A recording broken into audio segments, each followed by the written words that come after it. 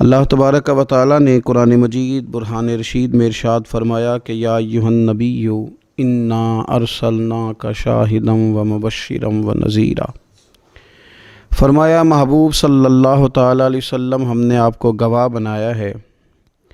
خوشخبری دینے والا بنایا ہے اور ڈر سنانے والا بنایا، وداعیا الی اللہ، اور آپ کو اللہ کی طرف دعوت دینے والا بنا کے بھیجا ہے، بِإِذْنِهِ، اس کے حکم کے ساتھ، اس کے اذن کے ساتھ، وَسِرَاجًا مُنِيرًا، اور چمکتا ہوا آفتاب بنا کے بھیجا ہے۔ اے محبوب صلی اللہ تعالی علیہ وسلم آپ کو داعی الی اللہ بنایا، اللہ کی جانب دعوت دینے والا بنا کے بھیجا ہے۔ انسان جب تک اللہ اور اس کے رسول صلی اللہ تعالی علیہ وسلم سے ذہنی طور پر اور روحانی اور قلبی طور پر وابستہ نہیں ہوتا، اتنی دیر تک وہ کمزور رہتا ہے، اور جب وہ رب رسول سے وابستہ ہو جاتا ہے، اس کا عقیدہ اللہ اور اس کے رسول صلی اللہ علیہ وسلم کی ذات پر مضبوط ہو جاتا ہے، پھر وہ ذہنی طور پر فکری طور پر مضبوط ہو جاتا ہے۔ نبی پاک صلی اللہ تعالی علیہ وسلم کی تشریف آوری سے پہلے جو بنیادی مسئلہ تھا وہ یہ تھا کہ کفار مکہ، قریش بہت سارے بتوں کی پوجا کرتے تھے،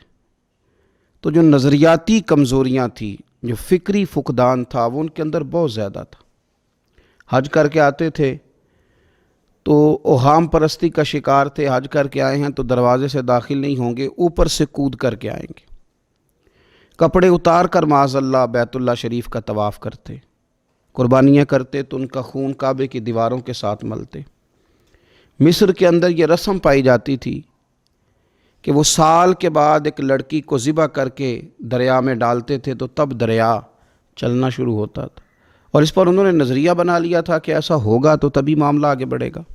نبی پاک صلی اللہ تعالی علیہ وسلم نے ان سب لوگوں کو اللہ کی جانب دعوت دی۔ حضور علیہ السلام نے فرمایا میں تمہارے سامنے جو تعلیمات لے کے آیا ہوں ان میں کوئی اوہام پرستی نہیں، اس میں توہمات کا کوئی تذکرہ نہیں، ایک مضبوط دین، اللہ تبارک و تعالیٰ کی ذات پر بھروسہ، اللہ تبارک و تعالیٰ کی رحمت سے امید، ان سب چیزوں کو رسول پاک صلی اللہ تعالیٰ علیہ وسلم نے لوگوں کے ذہنوں تک اتارا۔ جب تک انسان کا بھروسہ عام انسانوں سے وابستہ رہتا ہے، دنیا داروں سے وابستہ رہتا ہے، پیسوں سے وابستہ رہتا ہے،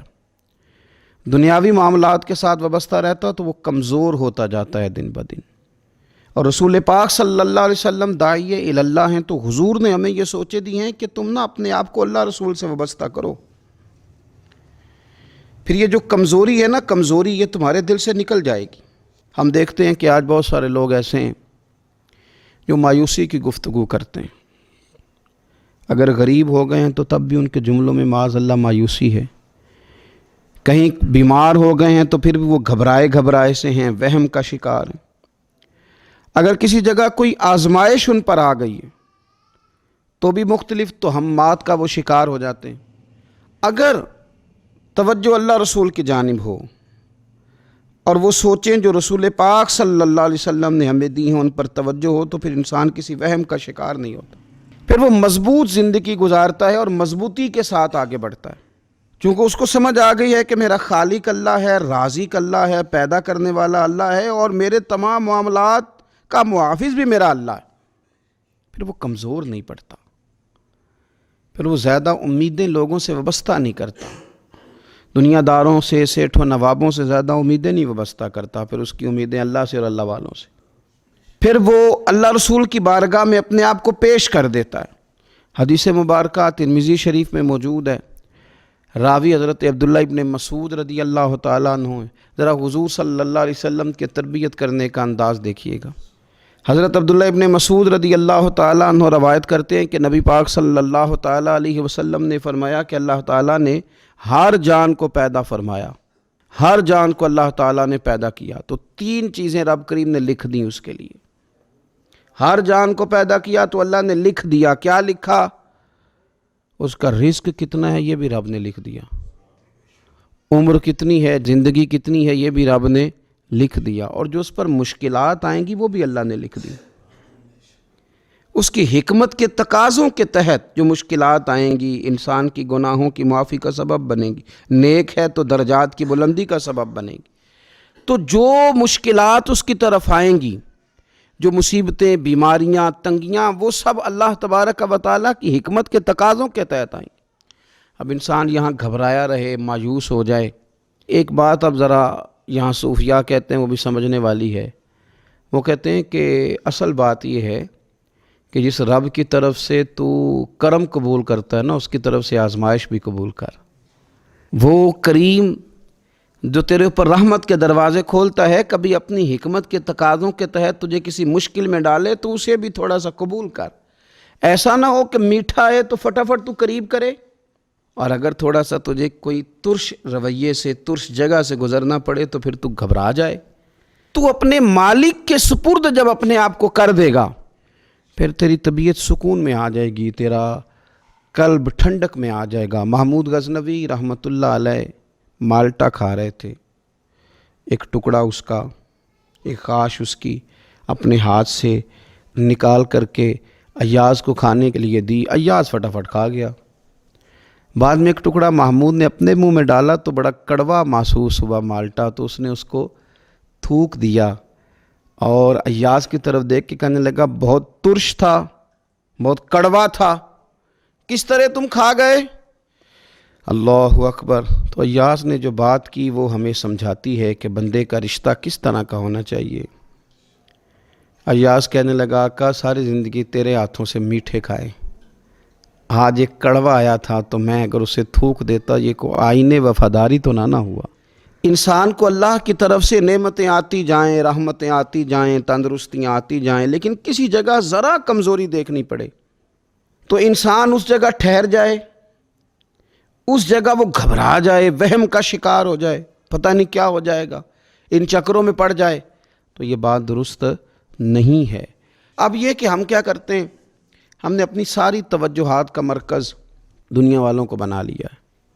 دنیا والوں کو کیسے راضی کرنا ہے، ان کو کیسے سیٹ رکھنا ہے، لوگوں کے ساتھ اپنے تعلقات کو کس طرح کر کے مضبوط کرنا ہے، بس اسی میں ہمارے صبح و شام گزر جاتے ہیں۔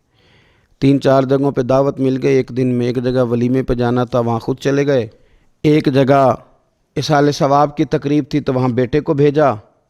اور ایک جگہ اور کسی معاملے میں دعوت تھی تو وہاں فون کر کے معذرت کر لی۔ کسی طریقے سے لوگ راضی رہیں۔ پھر کیا ہوتا ہے، پھر انسان کو یوں محسوس ہوتا ہے کہ اسے فٹ بال بنا لیا گیا۔ آپ لوگوں کی توقعات پہ کتنا پورا اتریں گے؟ اپنے چچا کے بیٹے حضرت عبداللہ ابن عباس کو حضور نے نصیحت فرمایا یقین رکھو اے عبداللہ ابن عباس، یقین رکھو کہ اگر ساری دنیا متفق ہو جائے تمہیں نفع پہنچانے میں تو تمہیں نفع پہنچا نہیں سکتی، مگر وہ جو تمہارے لیے تمہارے رب نے لکھ دیا ہے۔ لوگ تمہیں نفع پہنچانا چاہیں تو پہنچا سکتے نہیں، اور فرمایا اگر ساری امت متفق ہو جائے کچھ نقصان پہنچانے میں تو نقصان پہنچا نہیں سکتے، مگر یہ کہ جو اللہ نے تمہارے لیے لکھ دیا ہے۔ نہ تمہارا کوئی نفع کر سکتا ہے، نہ کوئی تمہارا نقصان کر سکتا ہے، ہوگا وہ جو اللہ کی مشیت کا تقاضا ہوگا، خدا کی رحمت کا تقاضا ہوگا۔ تو اب کرنے کا کام تو یہ ہے کہ ساری توجہات کا مرکز اللہ رسول کو بنایا جائے۔ آپ دیکھیے صحابہ کرام علیہم رضوان کو رسول پاک علیہ الصلوۃ والسلام کی مقدس زبان نور پر کس قدر زیادہ یقین کامل حاصل ہے کہ سید عالم صلی اللہ تعالی وسلم 313 سے کہتے ہیں کہ چلو جہاد کے لیے تو وہ نکل پڑتے ہیں، 1000 سے مقابلہ کرنا ہے تو وہ تیار نظر آتے ہیں۔ حضور علیہ السلام کہتے ہیں خندق میں چلو تو وہ تیار نظر آتے ہیں۔ حضور صلی اللہ تعالی علیہ وسلم جو وعدہ ان کے ساتھ کرتے ہیں تو وہ منوعاً اس وعدے پر توجہ کرتے ہیں۔ تو میرے عزیز یاد رکھنے کی بات یہ ہے کہ اگر ہمارا بھروسہ اللہ رسول پہ مضبوط ہو جائے، وہ وعدے جو ہمارے ساتھ ہمارے نبی پاک صلی اللہ علیہ وسلم نے فرمائے ہیں کہ سچ بولو گے تو نجات پا جاؤ گے، وہ جو نبی پاک صلی اللہ علیہ وسلم نے ہمیں فرمایا کہ 2 چیزوں کی تم مجھے ضمانت دو، میں تمہیں جنت کی ضمانت دیتا ہوں۔ یا رسول اللہ کون سی؟ فرمایا کہ 2 جبڑوں کے درمیان جو تمہاری زبان ہے اس کی مجھے ضمانت دے دو، اور ایک تمہاری 2 ٹانگوں کے بیچ جو شرمگاہ ہے تو مجھے اس کی ضمانت دے دو، میں تمہیں جنت کی ضمانت دے دیتا ہوں۔ تو وہ ساری چیزیں جو رسول کریم صلی اللہ تعالیٰ علیہ وسلم نے ہمارے لیے رکھی ہیں، ہمیں ان چیزوں پر توجہ کرنی، ہمیں غور کرنا ہے کہ یہ وعدے جو اللہ رسول نے ہمارے ساتھ کیے ہیں یہ سب سے زیادہ مضبوط ہیں۔ اسی طریقے سے اگر رحمت خداوندی کی طرف انسان کا خیال جائے، اللہ کے کرم کی جانب اس کی توجہ جائے، میرے رسول پاک صلی اللہ تعالیٰ علیہ وسلم نے ارشاد فرمایا، آپ یقین کریں جن لوگوں کی توجہ اس طرف ہو جاتی ہے کہ اللہ تبارک و تعالیٰ بڑا کریم ہے، اللہ بڑا مہربان ہے، اللہ بڑا کرم کرنے والا ہے، تو پھر خدا بھی ان پر بڑی ہی رحمت فرماتا ہے، پھر اللہ تعالیٰ بھی ان کے لیے بڑی ہی آسانیاں کرتا ہے۔ اس لیے ہمارے بزرگوں نے لکھا ہے کہ اپنے رب کے ساتھ حسن ظن رکھنا واجب ہے، ضروری ہے کہ تم اللہ کے ساتھ اچھا گمان رکھو، اچھا گمان۔ امام غزالی نے حدیث لکھی ہے، ایک اعرابی نبی پاک صلی اللہ علیہ وسلم کی خدمت میں حاضر ہوا اور اس نے عجیب بات کی، عرض کی یا رسول اللہ صلی اللہ علیہ وسلم قیامت کے دن حساب کون لے گا؟ تو حضور نے فرمایا حساب تو میرا رب کریم لے گا۔ تو وہ شخص مسکرایا، حضور نے فرمایا کیوں مسکراتے ہو؟ عرض کی یا رسول اللہ جب کریم غالب آتا ہے تو وہ کرم ہی کرتا ہے، وہ کرم ہی کرے گا، وہ فضل ہی فرمائے گا۔ تو نبی پاک صلی اللہ تعالیٰ علیہ وسلم نے کیا فرمایا؟ فرمایا بھی یہ عربی بڑا فقیہ ہے، بڑا دانش مند ہے، یہ سادہ بندہ بڑی اعلیٰ بات کر گیا، فقیہ ہے، دانش مند ہے، اس لیے کہ اس کی امید اللہ تبارک و تعالیٰ کی رحمت کے ساتھ لگی ہوئی ہے۔ مسند امام احمد بن حنبل میں حدیث ہے، نبی پاک صلی اللہ علیہ وسلم فرماتے ہیں، رب فرماتے ہیں کہ اگر میرا بندہ زمین بھر گناہ لے کے میری بارگاہ میں آئے، بھر دی اس نے زمین گناہ کر کر کے، لیکن وہ آئے اور استغفار کرے اور اس امید پر استغفار کرے کہ رب مجھے معاف کر دے گا،